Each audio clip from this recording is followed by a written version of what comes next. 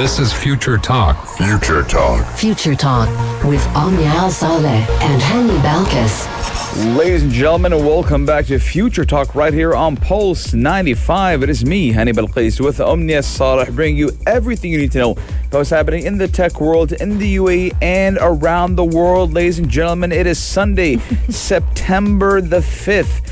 Man, it's already the 5th of September. I feel like September is flying by in comparison to how slow August was. You know the song Omnia, Wake Me Up When September Ends? I do believe I have to sleep maybe twice, and we're already going to be throughout that month. Yes, indeed. Coming up on today's show, we have lots to share with you about what's happening in outer space, because the UAE's mission to the moon is definitely progressing, and we have got details and updates on where the rover, the Rashid rover, will be landing on the moon.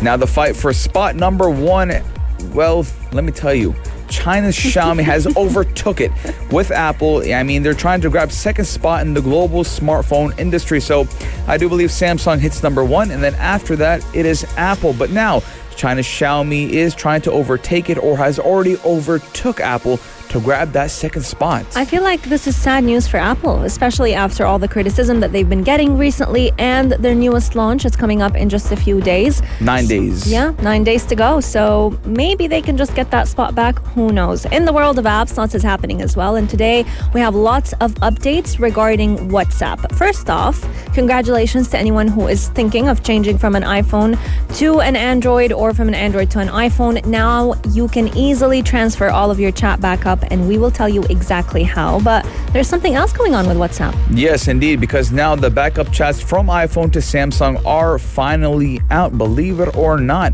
And we're also talking about Amazon and how they're planning to roll out its own TV in the US this October. Yes, indeed. Coming up in the world of apps, we're also going to be talking all about Twitter and how they're actually kind of teasing some new privacy tools that will give every person more control over their followers. Yes, we got a lot in store for you guys. It is Sunday Fun Day, and why not just pull the trigger and have some fun? Daily digital news. Bits and bytes connect our world.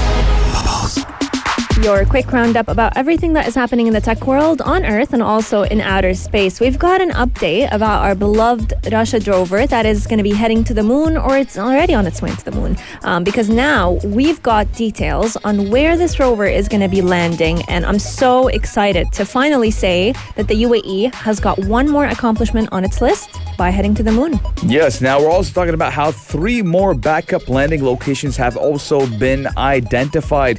Now, we do know that there's a primary landing site that has already been chosen for the Emirates lunar mission, and the Mohammed bin Rashid Space Center did reveal that just yesterday, and the UAE Space Agency did reveal that the Rashid rover, which, by the way, is the first Arab mission to the moon, would land at Lacus Seminarium.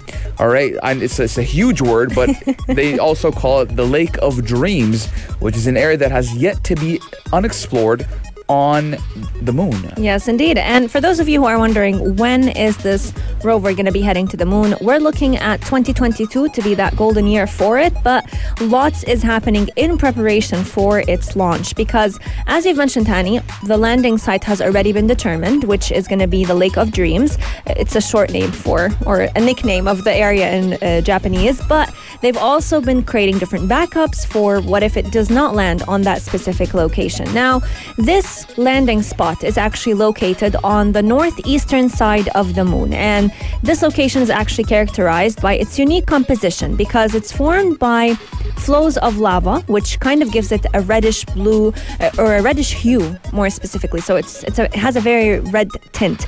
But the selection process for where it's going to land was actually done in collaboration and coordination with multiple personalities, multiple members from iSpace, but also members from the science team of the Emirates lunar mission, which we know they've been working so hard ever since the Hope probe launch, and now with the Rashid rover that is hopefully going to be launched pretty soon. Yes, now we do know that the Emirates lunar mission is just one of the initiatives that are under the Mars 217 program, which does aim to build a human colony on Mars. Now, we have already, did it with the Hope probe Mars mission, And now we're looking at, the moon being kind of a pit stop or a rest area before whoever can be traveling to Mars does, kind of the relax on the moon a little bit, get everything ready and prepared, and then lift off. That is the plan the next 60 years or 50 years or even 90 years, who knows? But I'm really excited to see. And again, this is the first Arab mission to the moon. Very proud, We're looking at the UAE again, hitting milestones, hitting road marks, and just showing that anything is possible. And, it's an accomplishment not only for the UAE, but for the Arab and Muslim world. And I love the fact that this rover will be exploring parts of the moon that have never been explored before, Typically, we'd see different countries, one of them being China or Russia, they would send out different rovers, let's say to Mars, to, different interplanetary objects or the International Space Station, but there wouldn't be anything new in that exploration system, With this one, though, the Rashid rover is aiming to basically explore areas that have not been reached yet in previous exploration missions, and they want to build basically like a knowledge base, scientific bases and databases that can be accessed by pretty much anyone and everyone all around the globe for free. Yes, let us know your guys' thoughts. 4215, do it at Slut or on our Instagram at Pulse95 Radio. We're taking a short break, but when we come back, we're talking about the battle for second place and how Apple may have already lost the war. Daily digital news. Bits and bytes connect our world. Naturally, people and companies always fight for the number one spot. And, the number one spot is always the goal. You always want to be in first place. But in this kind of field of scenery, we're talking about how Xiaomi and Apple are fighting for second spot, because we do know that Samsung beats everyone in the global smartphone industry. Now, the company, which is based in Beijing, have sold more than 51 million smartphones in the second quarter of 2021. And we're talking about Xiaomi. Now, China's Xiaomi has overtaken iPhone maker Apple to become the world's second biggest smartphone manufacturer. Now, I must say, Xiaomi devices do have a very good reputation for basically offering you a great quality, great phone for your money, for every buck that you're going to be spending. Zoom. Yeah, you remember the video that got popular all over social media? It was a Xiaomi phone, and you can basically zoom, I think, up to 60 times on someone, to the point where you can even see what they're doing on their phones. Mm-hmm. So, you don't have to explain how good they are and how many features they offer for a much lower price point than what you would get typically with Apple. However, I must say I was a little disappointed. I did not think Apple would lose its second place, because that basically, imagine Apple in third place, if even it's in third place. But Omnia, we have to give credit where credit is due, and I'll tell you why. So basically, this graph or this leaderboard shows how many phones have been sold over the course of X period, right? But we have to put something into perspective. How many phones does Xiaomi have? A lot. How many phones does Samsung have?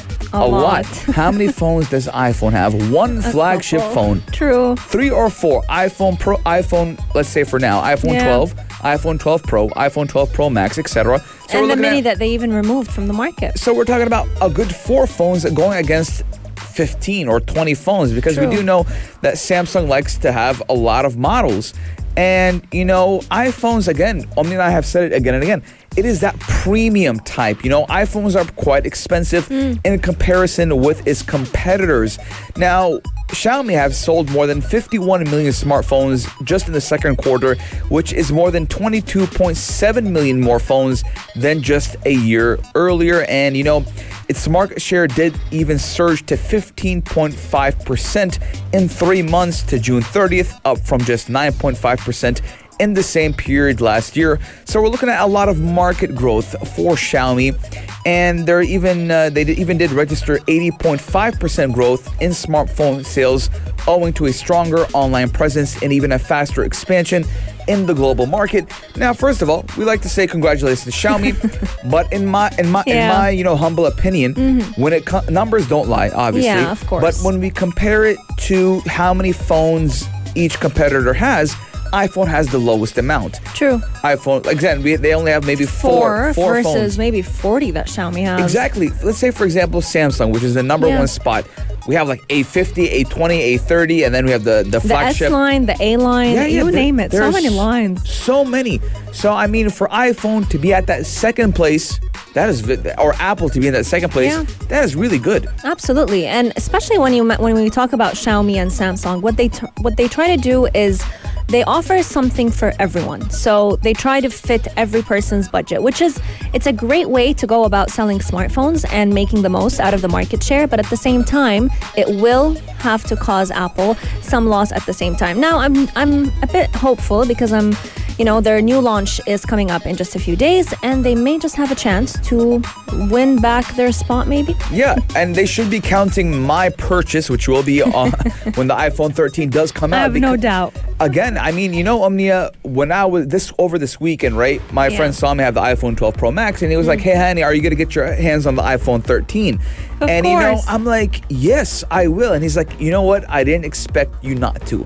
So it was kind of more like a give it, and what I'm 'Cause I feel well like known for. Even the phones or the models of iPhone that you said you wouldn't get, you ended up getting. Yeah, I ended up getting them, and again, iPhone 13, I do believe it will be very promising, and I'm hoping it's not as expensive. I feel like maybe they'll learn their lesson. Who But knows? I mean, most of the time they do have that flagship price. I Yeah. don't think it will be as expensive. It probably will be, the same price range, as they do want to keep that status quo of the premium, wear or Line. premium line. But again, I think I will be getting the iPhone 13 Pro, hopefully, inshallah, Pro Max. I'm still debating whether or not I want the big one or the small one. But let us know your guys' thoughts, 4215 Dual Slots, or on our Instagram at Pulse95 Radio. But we're not done talking about smartphones just yet, because We've got a lot to talk about when it comes to WhatsApp, because they're going to stop offering their service on certain smartphones. Is your phone one of them? You got to stay tuned to find out more about it. Check this out. Check this out. Pulse 95. A couple of smartphone models may just lose their WhatsApp capabilities. And the reason why I say WhatsApp capabilities is because if anyone is living right here in the UAE, you can't necessarily communicate without WhatsApp. So for your smartphone to not have WhatsApp starting November, that's something pretty worrisome. And we've got the list of who is going to be a part of this. Yeah, we're talking about 43 smartphone models that in November will no longer work. And WhatsApp has become basically a very important, lifeline when it does come to instant messaging and a lot of other things. In the US and, around Europe and in the Western culture, it's more of an iMessage type of thing. They like to use SMSs or texting. For us right here in the UAE and other parts of the world, we like to use WhatsApp. And for 43 phones not being able to have, functionability with WhatsApp, that is a big thing. Now, over the last few months, WhatsApp has been rolling out an array of new features such as joinable calls, disappearing messages, and even stickers. But on November 1st, however, the social media app will not be available to a large number of older smartphone models, specifically those with an operating system equal or lower than iOS 9 for iPhone and equal or less than Android 4.0.3. Now, Omnia, I do believe it is pretty fair because iOS 9, that is pretty old. I mean, I don't even know how phones are functioning with iOS 9. Yeah, I don't even know iOS. I don't know Android 4.0. Yeah. I don't know which models are that. But with iOS, we're talking about what? iPhone 4s? Probably. I mean, again, those are horrible operating systems when in comparison to iOS 15, which we are now, or we will be getting now. And, fair enough, because WhatsApp is creating so many or bringing out so many new features. You can't enjoy them on these phones. You need a phone that will be, capable of handling such software. Absolutely. And that's exactly why WhatsApp, they're recommending all of us as users to opt for Android phones that are running OS 4.1 or higher and iPhones that run iOS 10 and higher if you want to enjoy the full experience of using WhatsApp. So to be more specific on which devices are affected by this change, we're talking about, the iPhone SE, the iPhone 6s and the 6s Plus. For Samsung, they've got a couple of phones. We're talking Galaxy Trend 2, Galaxy S2, Samsung Galaxy Trend Lite, Galaxy S3 Mini, Galaxy Ace 2, Galaxy X Cover 2, and Galaxy Core. So many Galaxies. So many. And we talk about them being the first on the list when it comes to the smartphone industry. Of course they would be. LG, there's a couple of phones as well as Huawei. More than a couple. And Sony, some phones are also impacted. If you want to get the full list, you can find it online. You can even find it on WhatsApp's support page. They will list out exactly which phones will not have WhatsApp capabilities starting from the 1st of November. Yeah, I mean, again, we're looking at WhatsApp trying to be, that number one spot when it does come to instant messaging. Yep. And it has well achieved that. So, it is, fairly even or fairly given that they want these phones to be up to date with their softwares or their iOS, their operating system, so you can enjoy the full capabilities of such apps. Now, I'm not a big fan of of WhatsApp, right? Omnia is a big fan. Omnia loves WhatsApp. Not a big, honestly, no. Sometimes I feel like I think it's the only instant messaging app you use to connect with people. Probably, yeah. Especially like whether work, whether personal, whether class, you name it. But sometimes a person feels like shutting off WhatsApp altogether. Let us know if you're like Omnia 4215 Durat or on our Instagram at Pulse95 Radio, and let us know if you're on the list of outdated phones for WhatsApp. Taking a short break, but when we come back, we got a lot in store for you. Pulse 95. Apps all around. What's worth a click and download? I've got one more purchase for you, honey. Deep breathe. I keep bullying you about your Amazon habits. Honestly, though, I feel like I might be worse. Really? And I just don't say.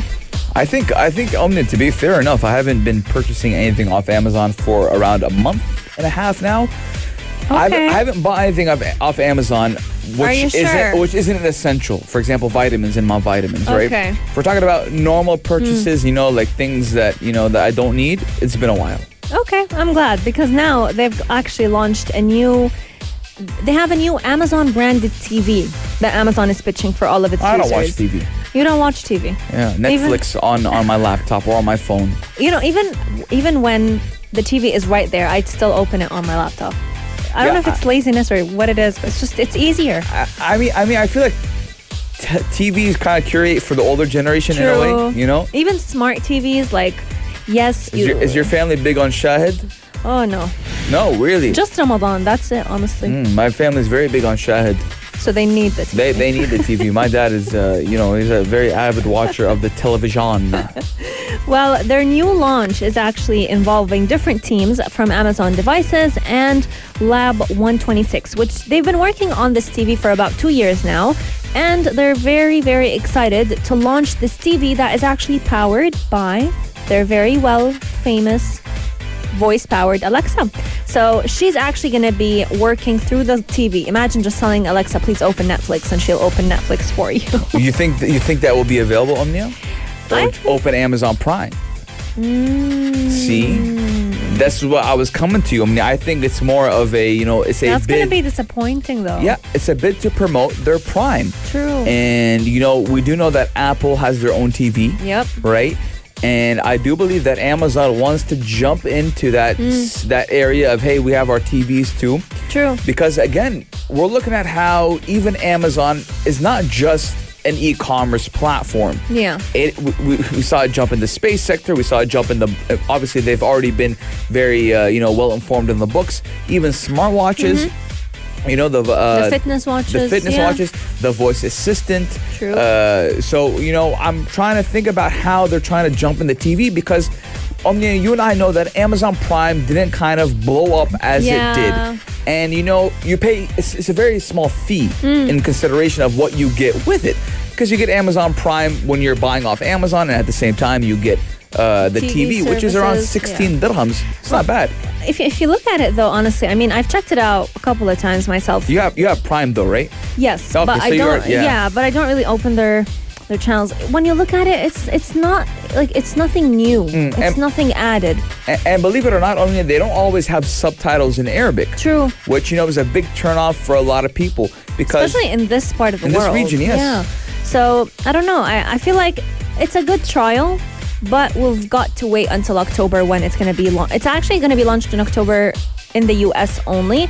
We're looking at the rest of the world in the coming months. Yeah. But, you know, I mean, in India just last year. Yeah, it did. So, Omnia, again, this just goes, when we keep talking about, the launch of new platforms, the launch of new features, it's always India that gets it first. True. And it's just because of have a how big population. fan base. Yeah, and the big population. True. I think they're like 1-point-something billion people. So when you have such a huge demographic trying out new things. And all the entertainment, honestly, most of the entertainment comes from India. Bollywood movies, funny videos, you name it. Again, I'm going to keep bringing this up. TikTok blew up because of the Indian community. True. You know, they incorporated their Bollywood comedy into TikTok. Yeah. And, TikTok blew up, but unfortunately it did get banned Sadly. later that year.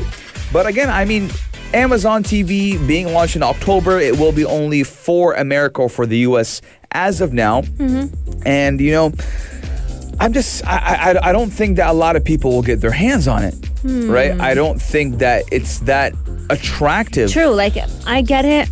It's going to have Alexa. It's interesting, but at the same time, I'm not sure if it's so much of a winning point that people would actually spend money for the Amazon TV. Because it's a receiver, right? Yeah. When we're talking about receivers, Apple TV, it curates for a lot of good things. You can connect your iPhone to it. You can connect your Mac appliances to it. You can do a lot on the Apple TV. You can connect to servers, right? And download movies that, you can connect that are not on the platform. That are not on the platform. That's so nice. And I remember back in 2016, a majlis I used to sit at, right? They had Apple TV, and I was like, wow, this is crazy. And Apple TV even has games on it, and you can play Apple Arcade on it. So there's a lot of things that come with Apple TV. It's part of the ecosystem, so it's not hard for them to embed it within everything. But with Amazon, what are you gonna do? Yeah. Hey, Alexa, can you look for new toilet paper? Right? There's not a lot you can do. I don't think it's very attractive, but knowing Amazon, they'll probably bring out a feature that will make us fish bite at it. Let us know your guys' thoughts. 4215 do it slots or on our Instagram at Pulse95 Radio. We're taking a short break, but when we come back, we're talking about someone who we've been talking about for the past 3 months now because they keep bringing out weird stuff. The Twitters, the tweeters. I feel like every couple of days we've got new updates about Twitter. Yeah, Omni is a big fan on Twitter and all the shenanigans fan, of course. that they do. But ladies and gentlemen, we're going to leave you in Wanderlust by Danny Aridi. Is it Danny Aridi or Aradi? I've got no clue. I'm the worst person to ask about that. Pulse 95. Apps all around. What's worth a click and download? Oh, brother, not again. You guys are talking about it again? We're talking about Twitter, ladies and gentlemen, and how they're using new privacy tools to give users more control over their followers. I have a question before we dig deeper into the story. Go for it. If I gave you the chance to pick one feature, one thing that you could do to control or to find out something about your followers on Twitter. Not that, not necessarily if you're like a public or private. If public and private accounts don't matter. What is one thing that you wish you had more control over when it comes to the followers that you have? Maybe how many people view each tweet? Okay, so like a scene option on the tweet. A scene option on the tweet or, but Twitter already does kind of give that with analytics. Okay. But it's more of how many people interacted with your tweet other than seen. But I mean, sometimes I do want to know how many people are reading my tweets. But so the silent readers. Yeah, the silent readers. I do get quite a lot of interaction on my tweets, but again, it has to be a tweet that a lot of people can relate to. Yeah. But I mean, with Twitter right now, they're trying to include the ability to automatically hide old tweets after a predetermined amount of time. So, Twitter is planning to test new privacy features aimed at giving users better control over their followers and who can see their tweets and likes.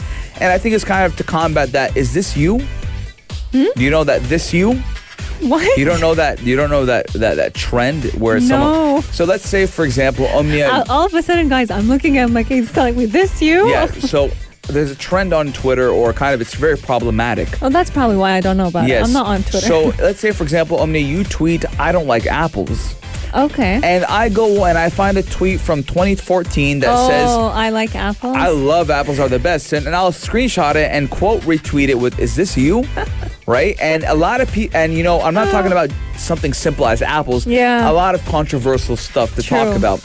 And a lot of people, got in trouble, and a lot of people got canceled for such sayings, And I remember a lot of people, when it did come to, the woke trend, right? A lot of people will say, let's say, for example, they'll say something that is woke. And, someone would dig up a tweet that them, being hypocritical or, saying whatever they said, denying whatever they else said. Right? I can't say exactly word for word because it's very controversial topics.